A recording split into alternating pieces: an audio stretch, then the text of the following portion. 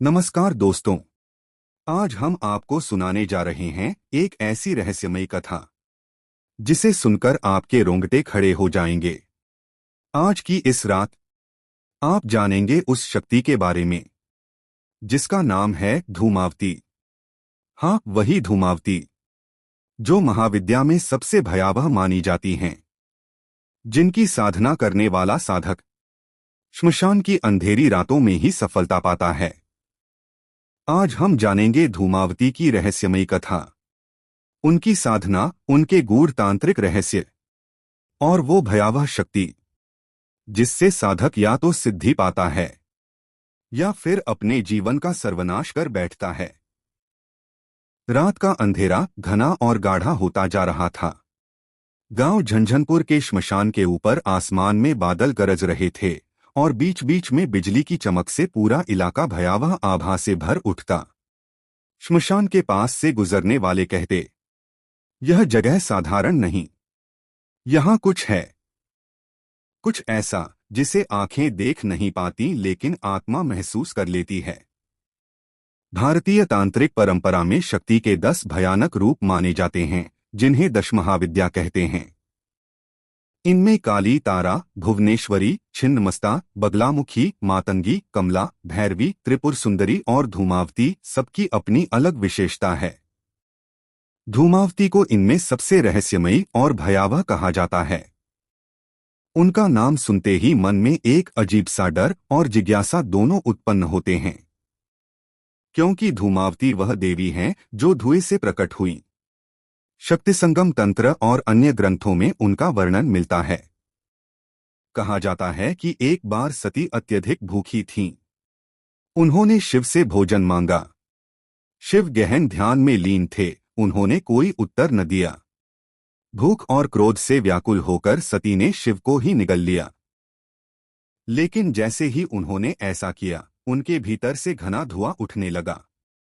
शिव तो अजरमर हैं, वे भीतर से प्रकट होकर बोले, हे सती, तुमने नियम का उल्लंघन किया है। अब तुम्हें विधवा रूप धारण करना होगा। तुम्हारा निवास श्मशान और निर्जन स्थान होंगे।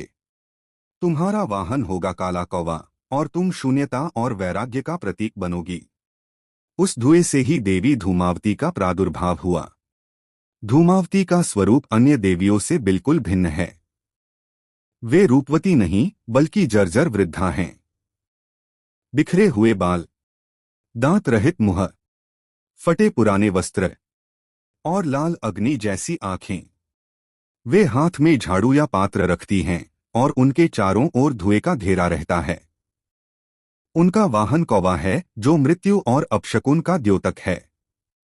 धूमावती को देखकर कोई भी साधारण व्यक्ति भयभीत हो जाता है, लेकिन साधक जानता है कि इस भयानक रूप के पीछे छिपा है गहन ज्ञान और मुक्ति का रहस्य। धूमावती की साधना साधारण व्यक्ति के लिए नहीं है। यह उन लोगों के लिए है जिन्होंने संसार की मोहमाया से विरक्ति ले ली है, जो जीवन के असली सत्य को जानना चाहते हैं। कहा जाता है कि धूमावती की कृपा से साधक असाधारण तांत्रिक शक्ति, शत्रुओं पर विजय और अंततः मोक्ष प्राप्त करता है। लेकिन अगर कोई साधक मोह में पड़ जाए या साधना के नियम तोड़े तो उसका जीवन नरक बन जाता है। गांव झंझनपुर में भी ऐसी ही एक कथा प्रसिद्ध थी। कथा एक साधक की जिसने धूमावती की साधना करने का साहस किया। उसका नाम था भीमचंद। उसकी पत्नी सीमा और बेटी पूजा। गरीबी और अभाव ने उसे उस राह पर धकेल दिया जहां लौटने का मार्ग नहीं था। उसकी साधना का आरंभ, उसका मोह, उसकी गलती और उसका विनाश। भारतीय तंत्रशास्त्र में शक्ति के 10 स्वरूपों को दशमहाविद्या कहा जाता है। ये 10 स्वरूप शक्ति के विविध पहलुओं का प्रतिनिधित्व करते हैं। इनका प्रादुर्भाव उस समय हुआ जब शिव ने पार्वती, सती को रोकना चाहा और शक्ति ने अपने 10 रूप प्रकट कर दिए। काली समय और मृत्यु की अधिष्ठात्री, तारा संकटमोचक और करुणामयी, त्रिपुर सुंदरी षोडशी सौंदर्य और ऐश्वर्य की देवी, भुवनेश्वरी समस्त जगत की अधीश्वरी, भैरवी उग्र स्वरूप तपस्या की देवी, छिन्नमस्ता आत्मबलिदान और आत्मसंयम का प्रतीक। धूमावती विधवा स्वरूपा वैराग्य और शून्यता की देवी। बगलामुखी शत्रु विनाश और वाक्शक्ति की अधिष्ठात्री। मातंगी कला वाणी और संगीत की देवी। कमला लक्ष्मी का तांत्रिक स्वरूप धन और समृद्धि की देवी। जब हम इन 10 महाविद्याओं को देखते हैं तो हमें स्पष्ट होता है कि धूमावती सबसे भिन्न है। काली और तारा भयंकर लेकिन करुणामयी। भुवनेश्वरी और कमला ऐश्वर्य और संपन्नता की प्रतीक। बगलामुखी शक्ति और विजय की अधिष्ठात्री। मातंगी ज्ञान और कला की देवी। लेकिन धूमावती वे न सौंदर्य की देवी हैं न ऐश्वर्य की। वे विधवा स्वरूपा हैं, जर्जर वृद्धा हैं। वे संसार की अशुभता, दरिद्रता, कलह और शून्यता का प्रतिनिधित्व करती हैं। यही कारण है कि वे साधारण भक्तों के लिए भयावह हैं, लेकिन तांत्रिक साधकों के लिए अमूल्य ज्ञान का स्रोत। भारतीय समाज में विधवा स्त्री को अक्सर दुख और वंचना का प्रतीक माना गया है। धूमावती का विधवा रूप उसी सत्य को सामने लाता है कि जीवन में कोई भी सुख स्थायी नहीं है। पति का सहारा छिन सकता है, सौंदर्य मिट सकता है, धन नष्ट हो सकता है, और जब सब कुछ चला जाता है तब शेष रह जाता है केवल शून्य। धूमावती उसी शून्य का प्रतीक हैं। वे साधक को सिखाती हैं कि मोह का त्याग करो, भोग की इच्छा छोड़ो और मृत्यु के सत्य को स्वीकार करो। धूमावती की साधना साधारण मनुष्य के लिए नहीं है। वे उन साधकों की देवी हैं जिन्होंने संसार से नाता तोड़ दिया हो। कहा जाता है धूमावती की कृपा से साधक संसार के बंधन से मुक्त हो जाता है। लेकिन यह भी सच है कि यदि साधक नियम तोड़े या साधना में मोह लाए तो धूमावती का क्रोध सब कुछ भस्म कर देता है। झंझनपुर गांव में बूढ़े बुजुर्ग कहते थे, धूमावती की पूजा करनी है तो दिल से मोह निकालना होगा, वरना उनका श्राप पूरा परिवार निगल जाता है। इसी गांव में भीमचंद कर नाम का साधक रहता था। उसने इन चेतावनियों को अनसुना किया। वह धूमावती की साधना करने बैठा, लेकिन मोह में पड़ गया। धूमावती की उत्पत्ति सती और शिव का प्रसंग। हिमालय की गोद में कैलाश पर्वत पर शिव अपने ध्यान में लीन थे। चारों ओर बर्फ की चोटियां, ठंडी हवाएं और गहरा मौन। शिव के ध्यान में कोई विघ्न न डालता, परंतु इस बार उनकी अर्धांगिनी सती असहनीय भूख से व्याकुल हो उठीं। कहानी है कि सती कई दिनों से उपवास कर रही थीं। उनका मन और शरीर दोनों ही क्षीण हो चुके थे। उन्होंने शिव से कहा, स्वामी मुझे कुछ भोजन दीजिए, मेरी देह अब इसे और सहन नहीं कर पाएगी। शिव जो समाधि में डूबे थे चुप रहे। उनके मौन ने सती की व्याकुलता को और भी बढ़ा दिया। भूख और क्रोध का संगम उनके भीतर ज्वालामुखी की तरह फूट पड़ा। सती बोली, आप सदा मौन रहते हैं, आप मेरे दुख को क्यों नहीं देखते? अगर आप मुझे भोजन नहीं देंगे तो मैं स्वयं आपको ही निगल लूंगी। क्षण भर के क्रोध और भूख में सती ने शिव को निगल लिया। जैसे ही शिव उनके भीतर पहुंचे, सती का शरीर भारी होने लगा। उनकी देह से धुआं उठने लगा, मानो भीतर कोई अग्नि प्रज्वलित हो। सती घबराईं। उन्होंने भीतर से शिव की आवाज सुनी, सती यह तुमने क्या किया? तुम्हारा यह कार्य नियम का उल्लंघन है। सती की देह से जो धुआं उठ रहा था वह धीरे धीरे एक रूप लेने लगा। वह रूप था जर्जर वृद्धा का, फटे वस्त्रों में, बिना दांत, अस्तव्यस्त केश और भयावह दृष्टि के साथ। यह थी धूमावती। शिव प्रकट हुए और बोले, सती तुमने मेरे अस्तित्व को निगलने का प्रयास किया। इस अपराध के कारण तुम्हें अब विधवा रूप में रहना होगा। तुम्हारा निवास श्मशान और निर्जन स्थान होंगे। तुम्हारा वाहन होगा काला कौवा। तुम्हारा स्वरूप होगा दरिद्रता, कलह और शून्यता का प्रतीक। और उसी क्षण धूमावती का प्रादुर्भाव हुआ। यह कथा केवल पौराणिक नहीं, गहरा दार्शनिक संकेत देती है। शिव को निगलना, मोह और अधैर्य में संतुलन खो देना। धुआं भस्म का शेष, यानी सब कुछ जल जाने के बाद जो बचता है वह शून्य। धूमावती का विधवा रूप संसार की नश्वरता और विरक्ति का संदेश। वे हमें सिखाती हैं कि जीवन में जो कुछ हमें स्थायी लगता है वह एक क्षण में छिन सकता है, और जब सब चला जाता है तो बचता है केवल धुआं और शून्यता। झंझनपुर गांव के बुजुर्ग भी यही कथा सुनाया करते थे। बच्चों को डराते हुए कहते, धूमावती वही देवी हैं जो सती के भीतर से धुएं के रूप में निकली थीं। उनकी साधना करना खेल नहीं, यह मौत से खेलना है। लेकिन गांव के एक साधक ने इस चेतावनी को नजरअंदाज किया। उसका नाम था भीमचंद। गरीबी, दुख और निराशा ने उसे इस राह पर धकेल दिया, और उसने ठान लिया वह धूमावती की साधना करेगा, चाहे जो हो जाए। रात गहरी थी। श्मशान की चिताओं से उठता धुआं आकाश में मिल रहा था। भीमचंद जब धूमावती की कथा सुनता तो उसके मन में एक ही सवाल गूंजता, कैसी होंगी वह देवी जिनका नाम सुनते ही दिल कांप उठता है। धूमावती का स्वरूप साधारण देवी देवताओं जैसा नहीं है। जहां काली भयानक होते हुए भी मातृत्व का संकेत देती हैं, वहीं धूमावती में मातृत्व की छाया तक नहीं। उनका रूप है वृद्धा और जर्जर शरीर। यह बताता है कि समय सबको बूढ़ा कर देता है। दांतहीन मुंह, भोग और आसक्ति को चबाने की क्षमता अब नहीं। फटे पुराने वस्त्र, ऐश्वर्य और सौंदर्य का लोभ। अस्तव्यस्त बाल, अव्यवस्था और अराजकता का प्रतीक। लाल अग्नि जैसी आंखें, भीतर की ज्वाला जो सब कुछ भस्म कर सकती है। कहा जाता है कि उनके दर्शन से ही साधक की परीक्षा शुरू हो जाती है। धूमावती का वाहन है कौवा का। भारतीय परंपरा में कौवा मृत्यु और अशुभ का प्रतीक माना गया है। वह श्मशान और मृतात्माओं से जुड़ा हुआ पक्षी है। धूमावती का कौवे पर सवार होना दर्शाता है कि वे मृत्यु और विनाश की अधिष्ठात्री हैं। कभी कभी उन्हें घोड़ाहीन रथ पर भी दिखाया जाता है। घोड़े का अभाव शक्ति और गति के अभाव का प्रतीक है। मानो संसार की ऊर्जा उनके पास नहीं, बल्कि वे शेष बची राख और धुएं का प्रतिनिधित्व करती हैं। धूमावती के हाथ में अक्सर झाड़ू, पंखा या खाली पात्र दिखाया जाता है। ये प्रतीक हैं। झाड़ू भोग और माया को साफ कर देने का संकेत। पंखा सांसारिक इच्छाओं की आग को बुझाने का संकेत। खाली पात्र दरिद्रता और शून्यता का प्रतीक।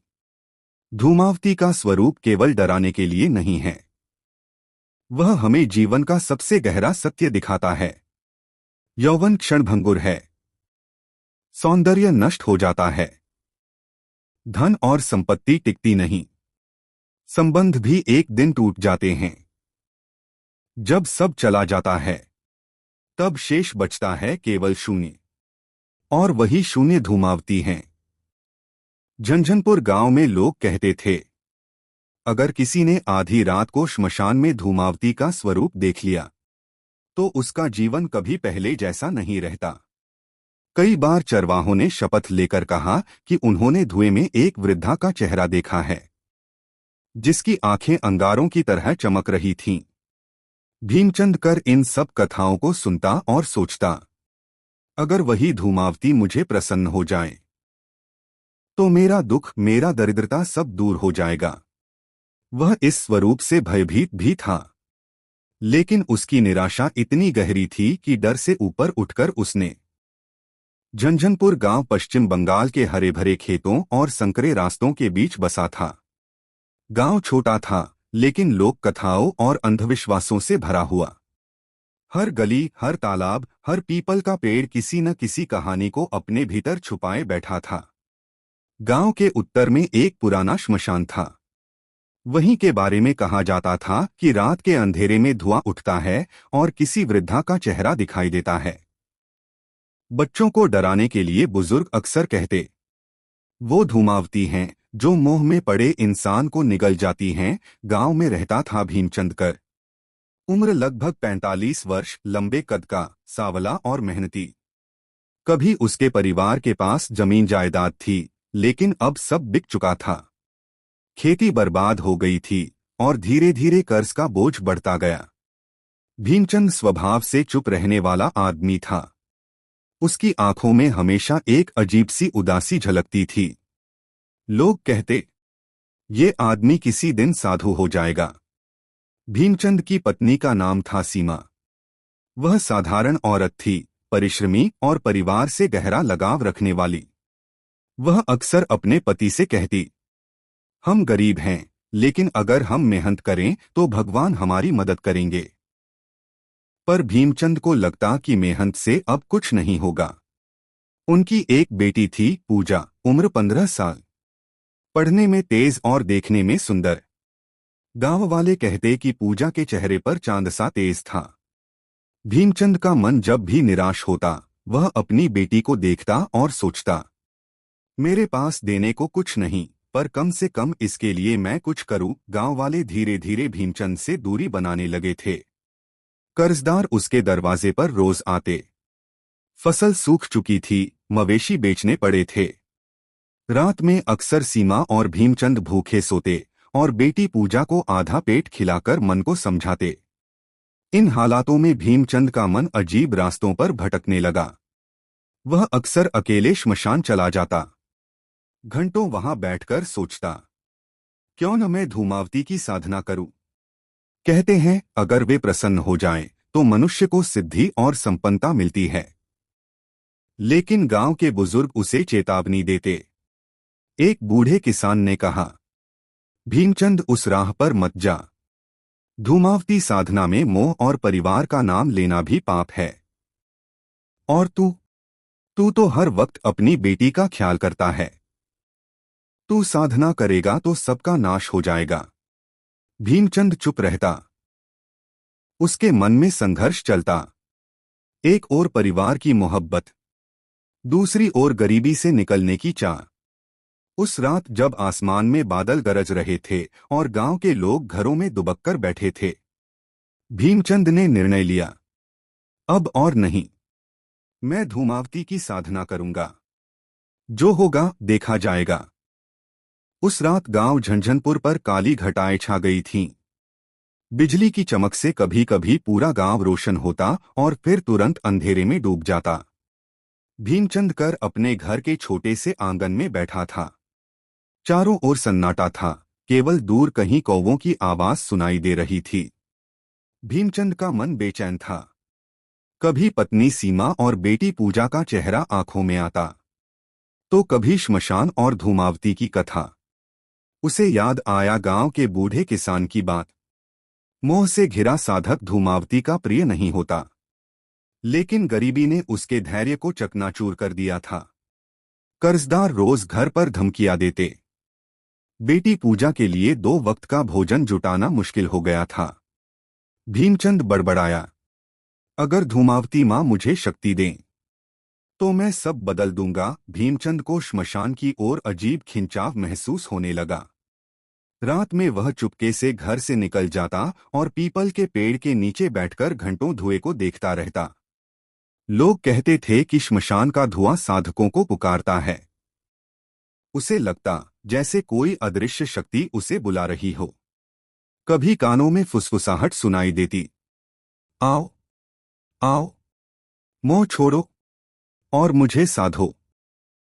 एक दिन जब कर्जदारों ने उसके घर पर आकर अपमानित किया, भीमचंद का धैर्य टूट गया। उस रात उसने पत्नी सीमा से कहा, मैं अब सब बदल दूंगा। मुझे एक साधना करनी है। हो सकता है यह हमें इस दरिद्रता से मुक्ति दिला दे। सीमा डर गई। उसने हाथ जोड़कर कहा, ऐसा मत करो, ये राह सही नहीं है। गांव के बुजुर्गों ने चेतावनी दी है। हम भूखे रह लेंगे, लेकिन उस राह पर मत जाओ। लेकिन भीमचंद अब ठान चुका था। उसने कहा, जब इंसान के पास खोने के लिए कुछ नहीं बचता, तो उसे डरने की जरूरत नहीं होती। मैं धूमावती की साधना करूंगा। भीमचंद ने शपथ ली कि वह अगले 40 दिन ब्रह्मचर्य का पालन करेगा। श्मशान में जाकर रोज आधी रात को धूम धूम धूमावत्य नमः मंत्र का जप करेगा। भोजन केवल एक बार करेगा और वह भी बिना मसाले का। साधना के दौरान किसी से बात नहीं करेगा। उसने तय कर लिया कि साधना का स्थान होगा गांव के उत्तर में स्थित पुराना श्मशान, जहां पीपल का विशाल वृक्ष खड़ा था और जहां लोग रात में जाने की हिम्मत नहीं करते थे। जब उसने यह संकल्प लिया तो अचानक आसमान में बिजली कड़की और कौवे जोर जोर से कावकाव करने लगे। पत्नी सीमा ने घबराकर दरवाजा बंद कर लिया, लेकिन भीमचंद मुस्कराया। उसे लगा जैसे धूमावती ने उसका संकल्प सुन लिया है। उस रात उसने पहली बार माला हाथ में उठाई और धीमे स्वर में जप करना शुरू किया। बेटी पूजा नींद में बड़बड़ाई, बाबा, एक काली औरत मुझे बुला रही है। भीमचंद का दिल कांपा, लेकिन उसने माला कसकर पकड़ ली और आंखें बंद कर लीं। झंझनपुर गांव छोटा था पर कहानियों से भरा हुआ। गांव के चबूतरे पर शाम को जब लोग इकट्ठा होते तो अक्सर कोई न कोई बुजुर्ग धूमावती का जिक्र करता।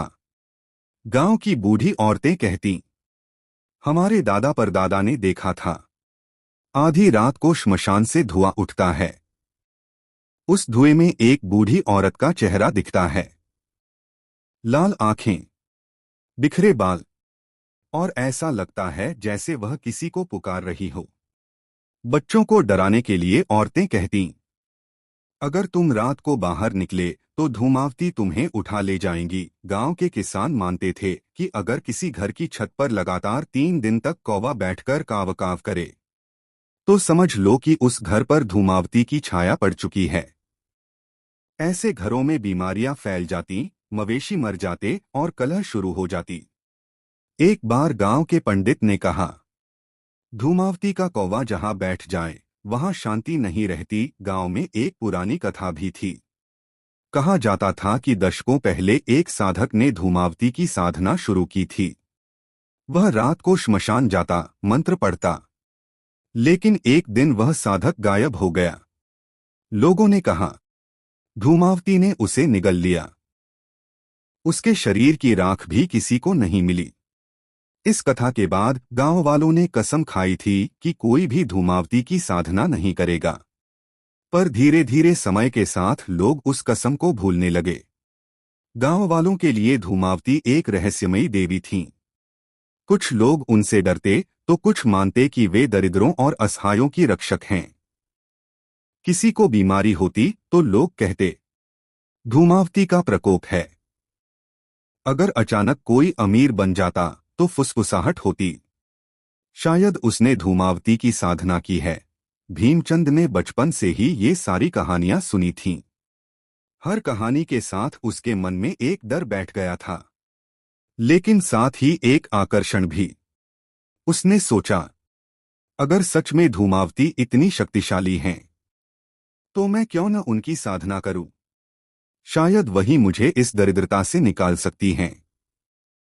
उस रात जब गांव में कौवे असामान्य रूप से चिल्ला रहे थे, भीमचंद ने अपनी माला उठाई और मन ही मन कहा, मां धूमावती, मैं आपकी साधना शुरू करने जा रहा हूं, चाहे जीवन बचे या न बचे। भीमचंद कर अब गांव से लगभग कट चुका था। लोग उससे दूर भागते थे, बच्चे उसे देखकर डरते थे। यहां तक कि उसकी पत्नी सीमा और बेटी पूजा भी उससे बात करने से कतराने लगीं। लेकिन भीमचंद को इस सब से कोई फर्क नहीं पड़ता था। उसका मन पूरी तरह धूमावती की साधना में डूब चुका था। हर रात आधी रात होते ही उसे एक अजीब पुकार सुनाई देती, मानो कोई धुएं के बीच से कह रहा हो, साधक, आओ, तुम्हारा मार्ग यही है। और वह उठकर बिना किसी से कुछ कहे पीपल के पेड़ के नीचे श्मशान पहुंच जाता। वहां बैठकर घंटों मंत्र जपता। कभी आंधी चलती, कभी चिता की राख उड़ती, कभी कुत्ते चिल्लाते, पर भीमचंद की आंखें बंद रहतीं और उसके होंठ लगातार मंत्र बोलते रहते। धीरे धीरे उसका चेहरा बदलने लगा। आंखें लाल रहने लगीं, चेहरे पर अजीब चमक आ गई। गांव वाले कहते, अब यह आदमी इंसान नहीं रहा। इस पर धूमावती का साया पूरी तरह चढ़ चुका है। भीमचंद का व्यवहार भी असामान्य हो गया था।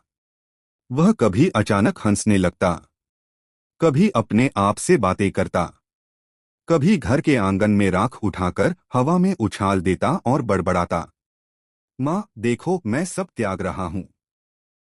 श्मशान अब उसका घर बन चुका था। वह वहां बैठकर धुएं में चेहरों को देखने लगा। कभी उसे अपनी बेटी पूजा दिखाई देती, कभी पत्नी सीमा, लेकिन जब पास जाकर देखता तो केवल राख और धुआं मिलता। एक रात उसने देखा कि धुएं में दर्जनों लाल आंखें चमक रही हैं। वह कांपा नहीं बल्कि जोर से चिल्लाया, मां धूमावती, मैं तैयार हूं। मेरा सब कुछ ले लो लेकिन मुझे अपनी शक्ति दो। उसकी आवाज से पूरा श्मशान कांप उठा। कौवे पेड़ से उड़कर आकाश में मंडराने लगे, कुत्ते रोने लगे और हवा में एक हंसी गूंज उठी। वही हंसी जो उसने पहली बार देवी के प्रकट होने पर सुनी थी। गांव वालों ने कहना शुरू कर दिया, अब भीमचंद पागल हो चुका है। वह रात में श्मशान में चिल्लाता है और देवी से बातें करता है। कई लोगों ने शपथ लेकर कहा कि उन्होंने उसे श्मशान में राख से लिपटा, बाल बिखरे हुए, आंखें लाल चमकती हुई देख लिया है। गांव वाले दिन ढलने के बाद उसके घर के पास भी नहीं जाते थे। भीमचंद अब पूरी तरह अकेला था। उसका मन परिवार से भी कट चुका था। वह केवल एक ही बात सोचता, धूमावती प्रसन्न हो जाए और मुझे अपनी शक्ति दे दें। लेकिन उसे यह समझ नहीं आया कि उसका मोह पहले ही उसके विनाश की जड़ बन चुका है। वह साधना करते करते अब धीरे धीरे पागलपन की गहराइयों में उतर चुका था। झंझनपुर गांव अब दहशत का पर्याय बन चुका था। लोग रात होते ही दरवाजे खिड़कियां बंद कर लेते। गांव के उत्तर का रास्ता जो श्मशान की ओर जाता था, सूर्यास्त के बाद वीरान हो जाता। इसी भय और अंधविश्वास के बीच एक दिन गांव में एक अजनबी तांत्रिक आया। उसके शरीर पर गेरुए वस्त्र, हाथ में कमंडल, गले में रुद्राक्ष की मालाएं और माथे पर भस्म का टीका। उसकी आंखें गहरी और रहस्यमयी थीं। गांव वाले उसे देखकर चौंके। कोई बोला, यह कौन है? शायद किसी सिद्धपीठ से आया तांत्रिक है। वह तांत्रिक चुपचाप भीमचंद के घर के सामने जाकर खड़ा हो गया। भीतर से पूजा की कमजोर आवाज सुनाई दी, मां, वह औरत फिर आई है, मुझे बुला रही है। तांत्रिक ने आंखें बंद की और धीरे से मंत्र बुदबुदाया। उसकी आंखों में चिंता की झलक थी। वह समझ गया कि इस घर पर धूमावती का प्रकोप उतर चुका है। रात को जब भीमचंद श्मशान की ओर जा रहा था तो तांत्रिक उसके रास्ते में आ खड़ा हुआ। भीमचंद ने लाल आंखों से उसकी ओर देखा और पूछा, तुम कौन हो? रास्ते में क्यों आए हो? तांत्रिक गंभीर स्वर में बोला, मैं वही हूं जिसे तुम्हारी साधना ने यहां बुलाया है। तुम धूमावती की साधना कर रहे हो, परंतु गलत राह पर हो। भीमचंद ने व्याकुल होकर कहा, गलत? मैंने तो हर नियम का पालन किया है। मैंने व्रत किया, माला जपी, मोह से दूर रहने की कोशिश की। फिर भी मेरा परिवार विनाश की ओर क्यों जा रहा है? तांत्रिक बोला, साधक धूमावती की साधना कठिन है। वे उन पर कृपा करती हैं जो संसार का हर मोह छोड़ देते हैं। पर तुम्हारे भीतर अभी भी बेटी और पत्नी का मोह जीवित है। यही मोह तुम्हारे लिए विनाश का कारण बनेगा। भीमचंद ने गुस्से में कहा, तो क्या मैं अपना परिवार मरने के लिए छोड़ दूं? क्या यही साधना है? तांत्रिक ने शांत स्वर में उत्तर दिया, साधना त्याग का मार्ग है, भोग का नहीं। जो मोह से बंधा है वह कभी धूमावती का कृपापात्र नहीं बन सकता।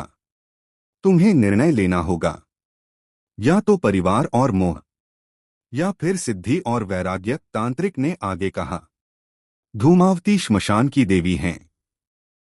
वे मृत्यु, दरिद्रता और शून्यता का प्रतीक हैं। उनकी साधना तभी सफल होती है जब साधक भीतर से रिक्त हो और जीवन के हर संबंध को त्याग चुका हो। तुमने नियम शुरू तो किए, पर मोह के धागे अभी भी तुम्हें बांध रहे हैं। याद रखो, अगर तुमने साधना अधूरी की या मोह से भरी की, तो धूमावती का क्रोध तुम्हें और तुम्हारे वंश को नष्ट कर देगा। भीमचंद की आंखों से आंसू निकल आए। उसने कांपते हुए कहा, तो मैं क्या करूं? मैं साधना भी नहीं छोड़ सकता और अपने परिवार को भी नहीं छोड़ सकता।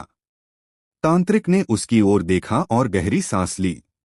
फिर बोला, अब तुम्हारा समय कम है। या तो तुम मोह त्याग कर पूर्ण साधक बनो, या धूमावती का प्रकोप झेलने के लिए तैयार हो जाओ। यह कहकर तांत्रिक अंधेरे में विलीन हो गया। भीमचंद अकेला खड़ा रह गया। उसके मन में तूफान चल रहा था। उस रात श्मशान की हवा और भी भारी थी। भीमचंद ने माला उठाई, लेकिन उसके हाथ कांप रहे थे। उसे तांत्रिक की बातें बार बार याद आ रही थीं। मोह या मोक्ष, दोनों एक साथ नहीं। रात का समय था। आसमान में बादल छाए थे और श्मशान की हवा भारी हो चुकी थी। भीमचंद पीपल के नीचे आसन पर बैठा, लेकिन इस बार उसकी माला कांप रही थी। उसके कानों में तांत्रिक के शब्द गूंज रहे थे। मोह या मोक्ष, दोनों एक साथ नहीं। भीमचंद ने आंखें बंद की और मंत्र जपना शुरू किया। धूम धूम धूमावत्य नमः। लेकिन हर बार उसकी आंखों के सामने बेटी पूजा का चेहरा आ जाता। वह मुस्कुराती, फिर अचानक धुएं में गायब हो जाती। भीमचंद की आंखों से आंसू बहने लगे।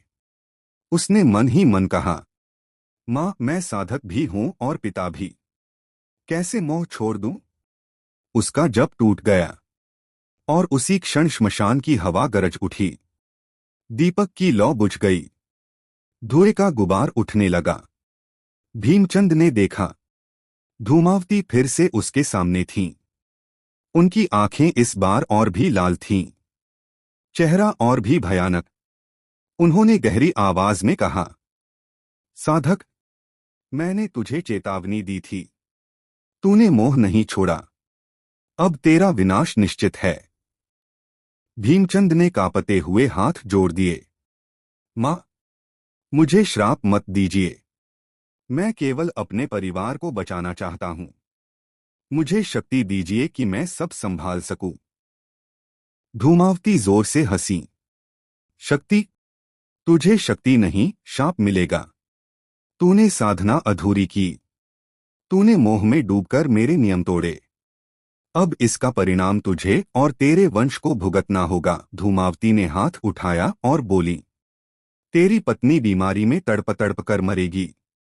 तेरी बेटी रात में मेरी छाया के साथ नाचते हुए तालाब में समा जाएगी। और तू इस श्मशान में पागल होकर चिल्लाएगा जब तक तेरी आत्मा राख में विलीन न हो जाए। यह कहकर धूमावती धुएं में विलीन हो गई। पूरा श्मशान उनकी हंसी से कांप रहा था। अगले ही दिन सीमा का बुखार और बढ़ गया। वह बिस्तर पर छटपटाने लगी और बड़बड़ाने लगी, वो काली औरत मुझे खींच रही है। मुझे छोड़ दो। कुछ ही दिनों में उसने दम तोड़ दिया। बेटी पूजा रात को नींद में उठकर घर से बाहर चली गई। लोगों ने कहा कि उन्होंने उसे तालाब किनारे किसी काली परछाई के साथ हंसते हुए देखा। सुबह उसकी लाश तालाब में तैरती मिली। गांव रो उठा, लेकिन सब जानते थे यह धूमावती का श्राप था। भीमचंद अब पूरी तरह पागल हो चुका था। वह दिन रात श्मशान में घूमता, राख अपने शरीर पर मलता और चिल्लाता, मां धूमावती, मुझे ले लो, मुझे अपनी छाया में समा लो। गांव वाले कहते हैं कि एक रात वह श्मशान में चीखते चीखते गायब हो गया। उसका शरीर कभी नहीं मिला। सिर्फ राख और धुएं का गुबार बाकी रह गया। गांव में अब भी यह कथा सुनाई जाती है। लोग कहते हैं कि आधी रात को श्मशान से भीमचंद की आवाज आती है, धूम धूम धूमावती। और अगर कोई उस आवाज का पीछा करे तो उसे धुएं में लाल आंखों वाली वृद्धा का चेहरा दिखाई देता है। भीमचंद कर और उसके परिवार के विनाश के बाद झंझनपुर गांव में एक ऐसी छाया उतर आई थी जो वर्षों तक कभी नहीं मिट सकी। गांव वाले कहते थे कि यह सिर्फ एक आदमी की नहीं बल्कि पूरे गांव की नीति को बदल देने वाली घटना थी। उस दिन से कोई भी साधारण आदमी श्मशान की तरफ जाने की हिम्मत नहीं करता। जो रास्ता पहले गोरुओं और किसानों के आने जाने से भरा रहता था अब सूर्यास्त के बाद सुनसान हो जाता।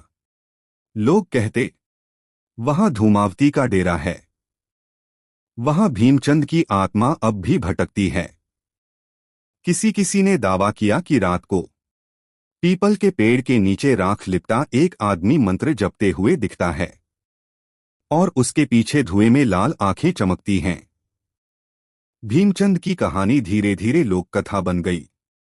बुजुर्ग लोग बच्चों को डराने के लिए कहते, रात को श्मशान मत जाना, वरना धूमावती तुम्हें भी उसी तरह ले जाएंगी जैसे उन्होंने भीमचंद को निगल लिया। किसी घर में बीमारी फैलती तो लोग कहते, शायद उस घर पर धूमावती का साया पड़ गया है। अगर कोई गरीब अचानक अमीर हो जाए तो फुसफुसाहट होती, क्या उसने गुप्त रूप से धूमावती की साधना की है? भीमचंद का घर अब खंडहर बन चुका था। छत गिर चुकी थी, दीवारों पर काई जम गई थी। लोग मानते थे कि वहां रात को चिल्लाने और रोने की आवाज आती है। कभी किसी ने देखा कि खिड़की से एक स्त्री का चेहरा झांक रहा है। गांव वालों ने तय किया कि उस घर में कोई नहीं बसेगा। उस घर को सबने शापित घर कहना शुरू कर दिया। समय बीतता गया, पीढ़ियां बदलती गईं, लेकिन भीमचंद की कथा जीवित रही। बुजुर्ग अपने बच्चों और पोतों को सुनाते, हमारे गांव में एक आदमी था जिसने धूमावती की साधना करने की जुर्रत की, पर उसने मोह नहीं छोड़ा और इस कारण उसका परिवार नष्ट हो गया। बच्चे डर से कांपते और कभी रात को श्मशान की तरफ झांकने की हिम्मत भी नहीं करते। झंझनपुर गांव धीरे धीरे बाहर की दुनिया में भी मशहूर हो गया। लोग कहते, वो वही गांव है जहां एक साधक धूमावती के श्राप का शिकार हुआ था। यात्रियों और तांत्रिकों के बीच यह गांव एक रहस्यमयी जगह माना जाने लगा। कई तांत्रिक यहां साधना करने आए, लेकिन कोई भी टिक न सका। सबने कहा, यहां धूमावती की छाया बहुत प्रबल है।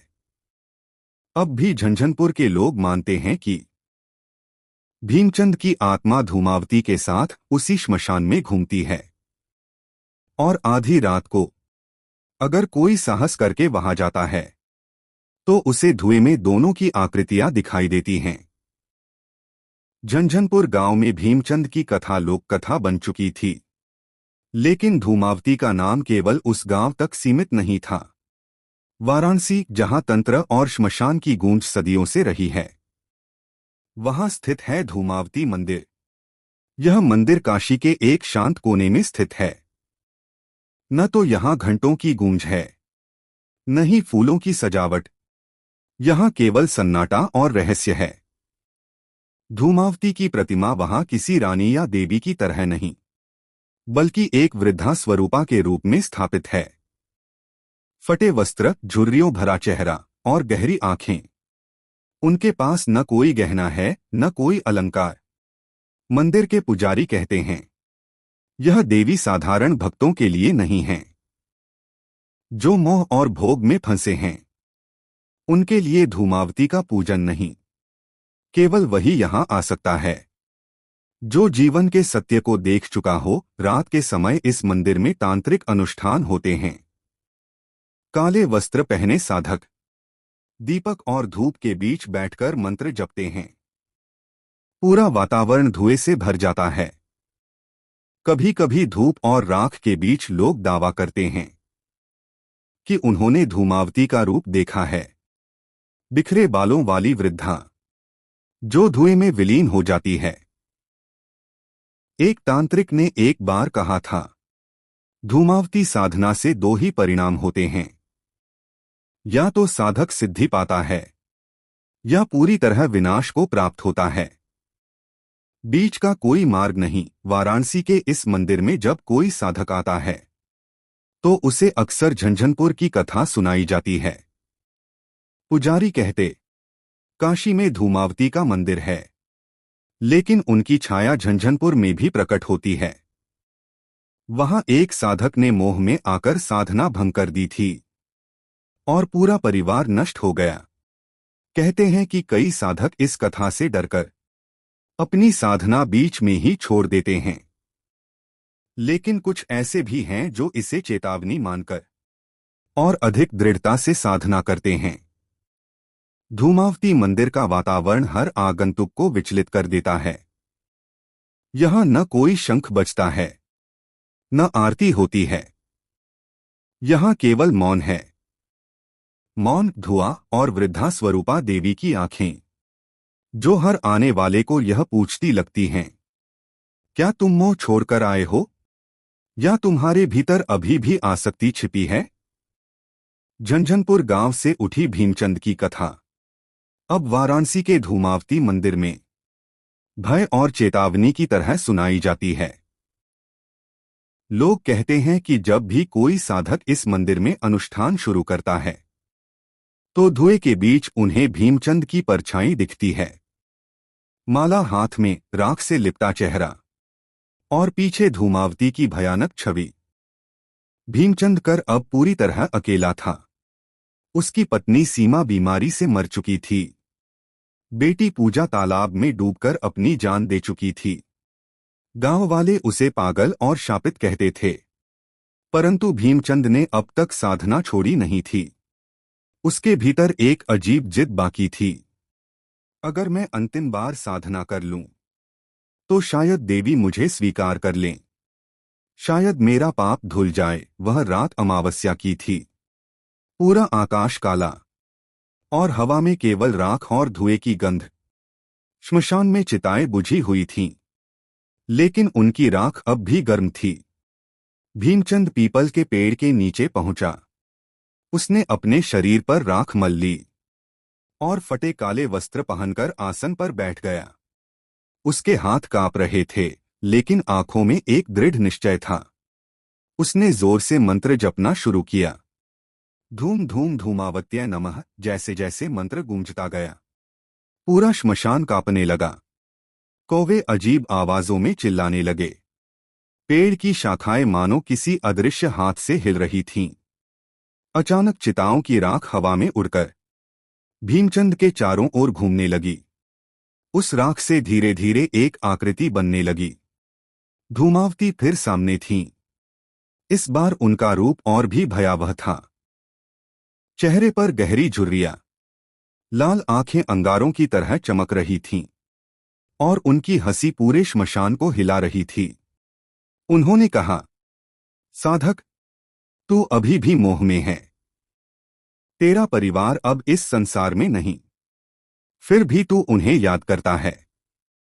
तू सिद्धि का पात्र नहीं, बल्कि श्राप का पात्र है। भीमचंद रोते हुए बोला, मां, मैंने सब खो दिया।